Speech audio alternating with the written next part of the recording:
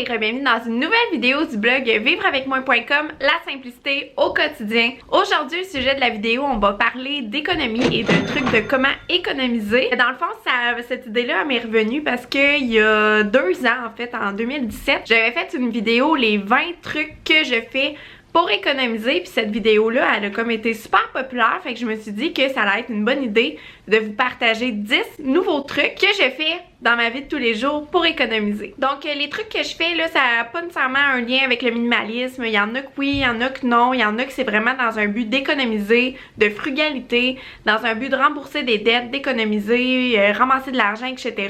Donc tu sais, il n'y a pas d'étiquette là, je veux pas que vous mettiez d'étiquette sur ces trucs-là, c'est vraiment des trucs que moi je fais dans ma vie de tous les jours pour économiser. Peut-être ça va vous donner des idées, peut-être que vous allez trouver que des fois c'est un peu extrême, mais bref, c'est la réalité, c'est ce que je fais, donc on y va. Donc là maintenant, qu'est-ce que je fais? Le premier truc, c'est que j'utilise des vieux sacs en plastique que je récupère, que je trouve ou que des personnes de ma famille me donnent comme sac à poubelle. Donc là, ces derniers temps, j'avais recommencé à acheter des sacs qu'on peut acheter n'importe où vraiment pour la poubelle, mais je trouve ça tellement niaiseux acheter du plastique qui va finir à la poubelle. Donc c'est vraiment comme gaspiller de l'argent, fait que là je réutilise en fait des sacs en plastique que je peux trouver un peu n'importe où, qui étaient destinés à la poubelle de toute façon, donc ça me fait économiser des sacs à poubelle en plus d'être un peu mieux pour l'environnement. Le deuxième truc que je fais, puis là sûrement qu'il y en a plusieurs d'entre vous qui vont trouver ça un peu extrême, mais bon c'est la réalité. J'en avais déjà parlé en plus dans une publication Instagram, c'est que là maintenant mon recyclage, j'accumule en fait environ l'équivalent d'un sac en recyclage et je vais le déposer dans les sacs bleus de mes voisins. Donc là, je voulais pas acheter ces sacs bleus-là parce que c'est le même principe que je viens de vous dire, acheter du plastique pour le jeter. En tout cas, je trouve que c'est vraiment ridicule.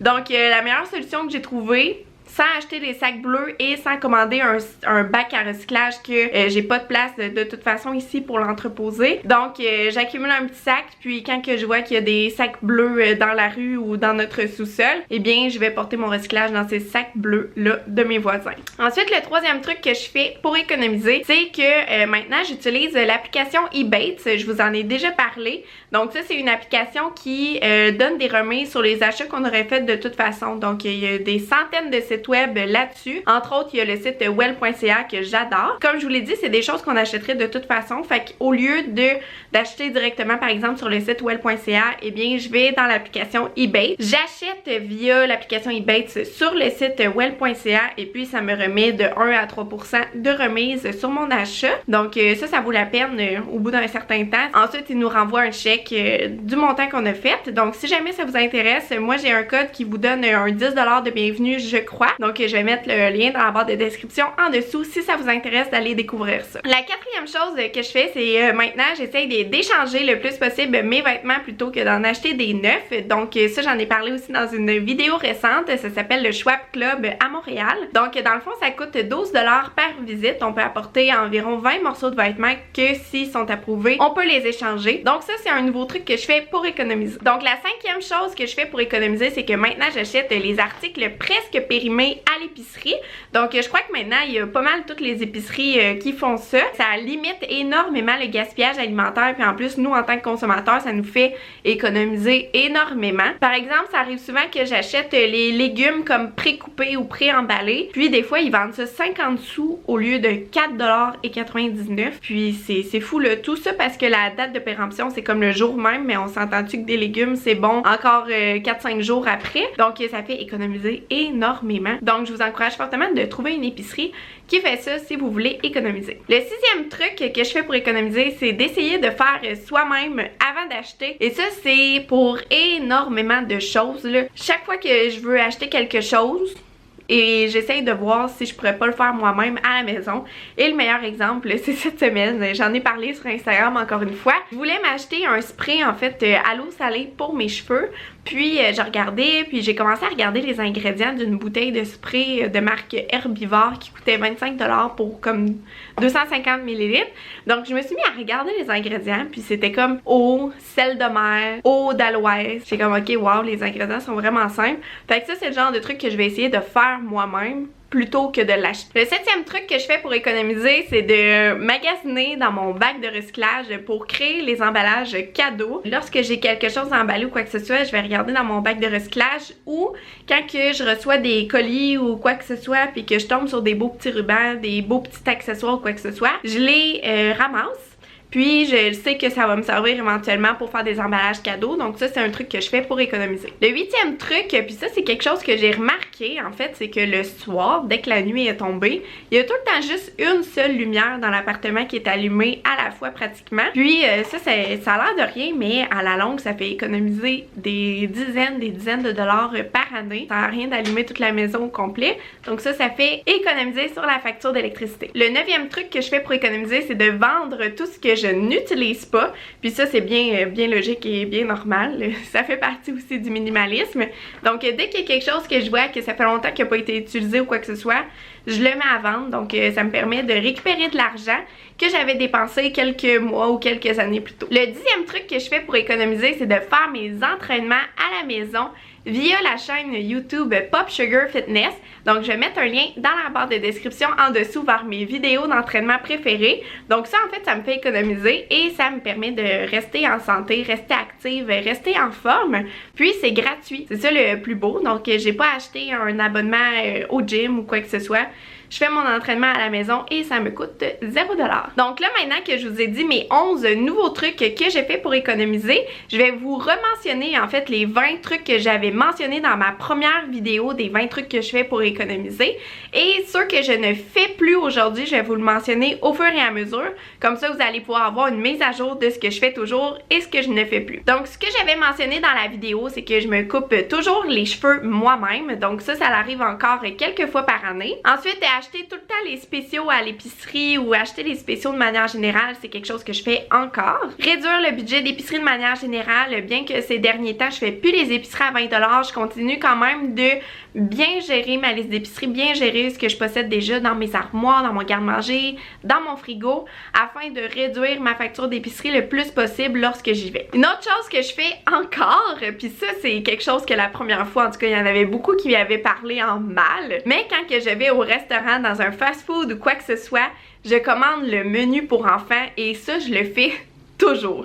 Puis il n'y a pas d'honte à avoir, là, souvent dans le menu pour enfants, il y a assez de calories pour une portion adulte et souvent après avoir mangé un repas pour enfants, je n'ai plus faim. Souvent les portions pour adultes, je trouve que on mange beaucoup trop, donc bref, je commande les menus pour enfants lorsque c'est possible et souvent ça va coûter comme 5$ plutôt que 11, 12, jusqu'à 15$ quand on parle des fast-food. Ensuite, je n'ai toujours plus le câble télévisuel, le câble pour la télévision. Ça coûtait énormément cher. Ça coûtait jusqu'à 120$ par mois, je crois. Donc, on a toujours juste Netflix et YouTube. Un autre truc que j'avais mentionné, c'est de payer en argent comptant. Ça, c'est quelque chose que je le fais encore avec le système des enveloppes. Ensuite, étendre les vêtements, c'est quelque chose que je fais encore aujourd'hui et que je fais 100% du temps. Avant d'acheter quelque chose, je regarde toujours s'il y a des coupons en ligne ou des rabais disponibles ou quoi que ce soit, c'est quelque chose que je fais encore. Faire ses lunchs pour le travail, ça c'est quelque chose qui permet d'économiser énormément. Faire son lunch maison, ça peut coûter 3-4$, tandis que manger à l'extérieur, ça peut coûter environ 15 ou 20$. Donc ça permet d'économiser énormément. Un autre truc que je fais encore aujourd'hui, c'est de mettre toute ma monnaie dans un petit pot, puis dès que j'atteins comme 10, 15, 20$, eh bien je l'échange contre un billet à la caisse ou à la banque. Puis ça c'est niaiseux, mais ça permet d'économiser. Donc en gardant son petit change, c'est comme une façon de plus de trouver un moyen d'économiser. Ensuite, je n'utilise toujours plus d'essuie-tout. J'utilise des torchons à la maison ou des cleans réutilisables, lavables pratiquement à l'infini. Donc c'est ce que j'utilise et ça permet d'économiser un paquet de rouleaux d'essuie-tout par mois. Je me souviens avant, là, c'est quand même un 6$ par 2 semaines ou par mois qu'on économise au bout d'une vie, c'est énorme et c'est considérable. Donc j'utilise des torchons et c'est beaucoup plus écologique. Ensuite, ne pas utiliser d'assouplisseur pour la lessive, ça c'est quelque chose que je fais toujours. Donc juste utiliser un savon doux naturel, ça vient assouplir en fait les tissus naturellement sans ajouter quelque chose dans sa laveuse. Ensuite, laver toute la maison avec du bicarbonate de soude et du savon de Castille liquide, ça je le fais encore toujours et ça fonctionne encore encore toujours aussi bien et ça permet d'économiser beaucoup en produits toxiques pour la maison. Louer ses livres plutôt que les acheter, ça c'est quelque chose que je fais encore et que j'adore et en plus ça permet de garder les espaces vides et je n'ai pas besoin d'avoir de bibliothèque pour entreposer tous ces livres-là. Ensuite, le prochain point que j'avais mentionné dans la première vidéo, c'était que mon contrat de cellulaire, en fait, il était terminé. Donc ça avait fait en sorte que maintenant, les compagnies de cellulaire, ils font des forfaits que tu apportes ton propre téléphone et tu peux économiser, je pense, comme une trentaine de dollars par mois. Là, malheureusement, ça, c'est plus applicable à ma vie aujourd'hui parce que j'ai dû changer mon téléphone. Donc, j'ai dû reprendre un nouveau contrat. Puis, en tout cas, j'ai tout calculé ça. Ça revenait plus avantageux pour moi de prendre un contrat que d'acheter le téléphone plein prix. Donc, là, maintenant, je suis en un contrat. Mais par contre, mon cellulaire, je vais le garder le plus longtemps possible pour que lorsque mon contrat va être terminé, que je puisse retourner à un forfait pas cher. Ensuite, un autre truc que j'avais mentionné dans la première vidéo, c'est qu'on partageait notre connexion internet avec les voisins. Ça, ici à Montréal, c'est quelque chose qu'on a essayé de faire. Malheureusement, les voisins n'ont pas voulu, mais de toute façon, il y en a beaucoup d'entre vous dans les commentaires qui avaient mentionné que c'était vraiment pas sécuritaire. Puis ça, j'étais pas au courant, en fait, je savais pas que ça pouvait être problématique. Donc, dans le fond, c'est juste une bonne chose. Donc ça, bref, si vous habitez avec des colocs ou quoi que ce soit, ça peut permettre de réduire la facture, mais sinon, c'est peut-être pas quelque chose que je recommanderais encore aujourd'hui. Ensuite, habiter dans plus petit pour économiser.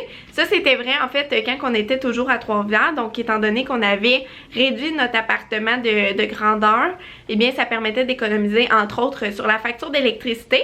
Bien que là, maintenant, on soit à Montréal, que le logement soit plus cher, ça fait quand même en sorte que habiter dans le plus petit, la facture d'électricité, elle est vraiment, vraiment, vraiment petite. Donc oui, habiter dans le plus petit, ça permet d'économiser énormément. Ensuite, apporter ses boissons au travail ou peu importe où ce que vous allez, ça c'est toujours un bon truc.